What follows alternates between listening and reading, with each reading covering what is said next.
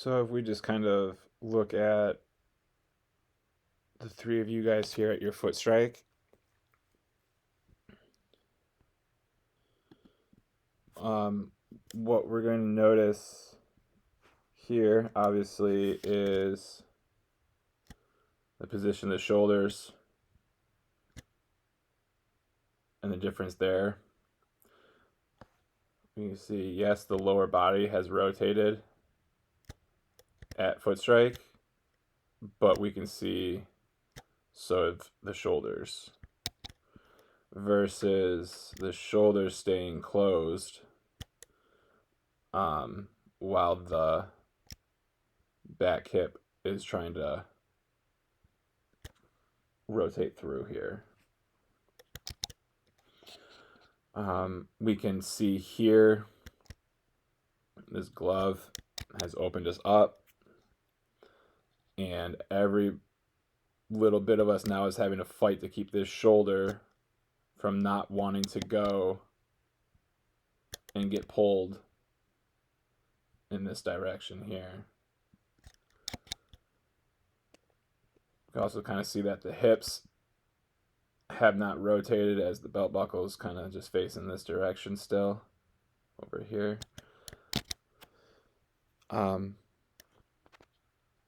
We can also tell because the back foot here doesn't have any rotation to it like this foot shows, or even like how this foot shows that rotation. We can see our back foot hasn't turned over quite yet.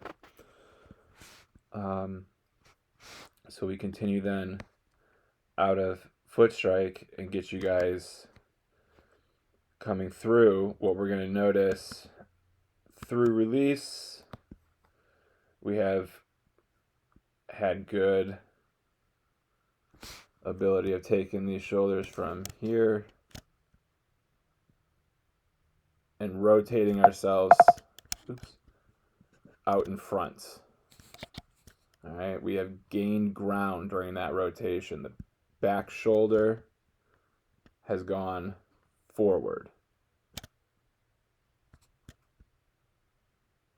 It's going forward. That's exactly what we're looking for. Good clean finish as we come through, and we're nice and stable here at the end. That's real good. Come over here, and we'll see that front shoulder, like we said, because of where this glove, how the glove just points straight forward, you sort it out.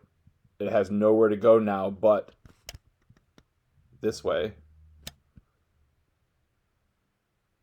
Boom. So now it's over here at foot strike, and an object in motion is going to stay in motion until an outside force stops it. So the only outside force that can stop this glove from continuing to go this way is this shoulder. And we're going to see that this shoulder can't stop it because of how much energy has been flowing this way with that glove, that once we continue this motion here, that shoulder now is getting flung out in that same direction that that glove was going.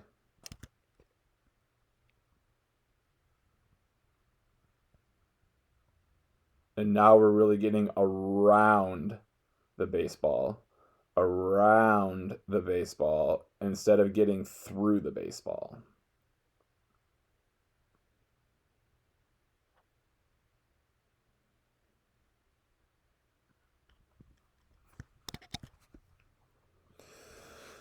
And then obviously with the shoulders already coming through a good quarter, actually probably like a third or a half of the way almost to being completely squared up, we don't have then a lot of rotational power to then accelerate this throw because we only have half of the shoulder rotation left. Boom. And then the hand's going to be coming out very quickly from there. But everything moves well through release. Good balance. That's going to lead to good repeatability. It's just if we want to maximize our power production and we want to lower the stress that goes on through the arm, we need to create as much upper lower half separation as we can. Having the lower body look exactly like it does here, while the upper body looks more like this. You put this upper with this lower, and we got some real good power coming.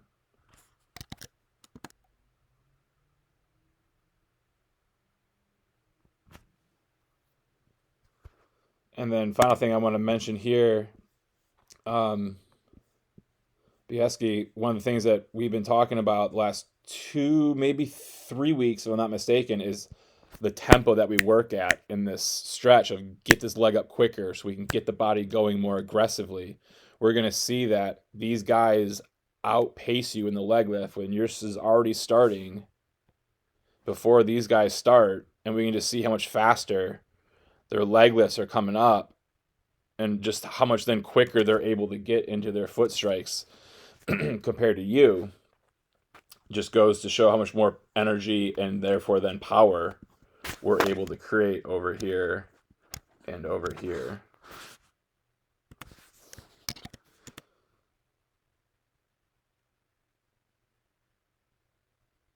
So we'll do the same thing with you three here. We'll first talk about that front foot strike position. And this way also the first 3 guys can see and hear, because this group here gets into a lot better positions for power production, and which will also, because of where we're getting ourselves at foot strike here, going to lead to a lot more consistency at release, which is going to be a huge factor in consistency with our command. And that is, we can see those, oops, that's not a good one. The lower body, good and rotated at foot strike, which is that back hip coming forward.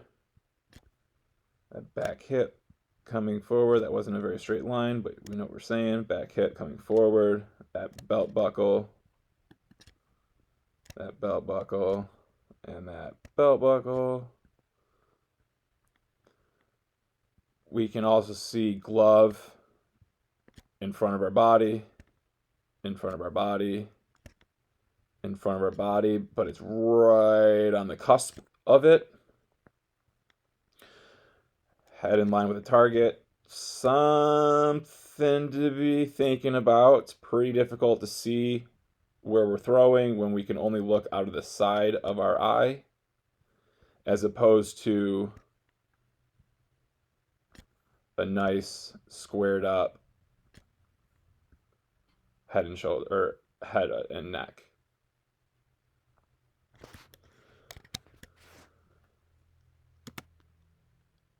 We allow this to progress through.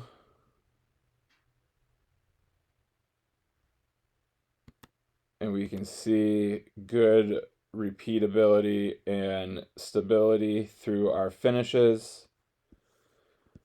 And because of the energy that we were able to create into our foot strike and everything in the upper body being in sync and on time with that lower body, we can see how all 3 are able to throw the back shoulder forward, back shoulder forward, back shoulder forward. Because of the head position over here, we're going to notice that the shoulders are going to kind of go in this type of manner as we rotate, which is going to leave us susceptible to not frequent, but a higher likelihood of high arm side misses or low glove side yank misses.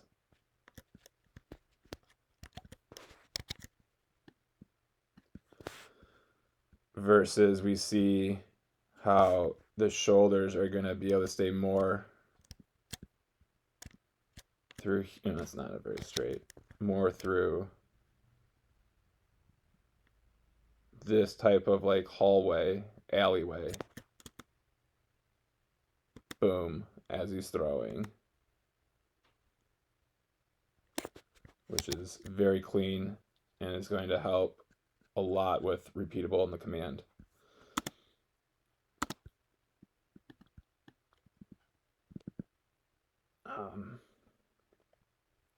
So let me just kind of take you guys back and watch these one last time.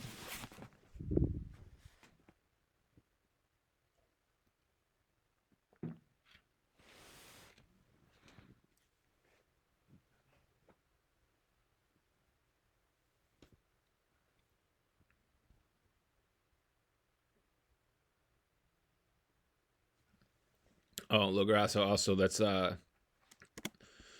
chill out on this first wind-up step.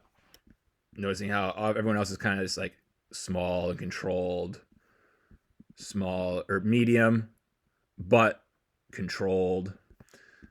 And you got like this dart out, turn the shoulders, and we talked about this, turn the shoulders, eyes looking down on the ground. There's no roadmap down here. There's no cheat codes over here that's going to help you. Everything should be on the target. On that target and staying on that target as we go through. Versus you looking down over here, your shoulders getting turned around this way, just to then have to get everything back to the shoulders being here and the eyes also being here. Meaning between 1 and 2, we have to hope each and every time we perfectly go from here to here and not from here to here. Because if we do, that's going to be a difference in our command. Or going from here to here is going to be slightly different with our command. So we're trying to eliminate any variables, any movements that are not needed are wasted movements. So we need to shorten up this first step here. And then we need to understand we don't need to be turning our shoulders just to lift our leg up. All right. We want to see hips and butt cheek, not your spine and your butt crack. Because then you're going to get right back to what all these guys do. And now it's just a matter of can we repeat, and not have this momentum that went this way, that's now coming back this way, get perfectly redirected each and every time this way.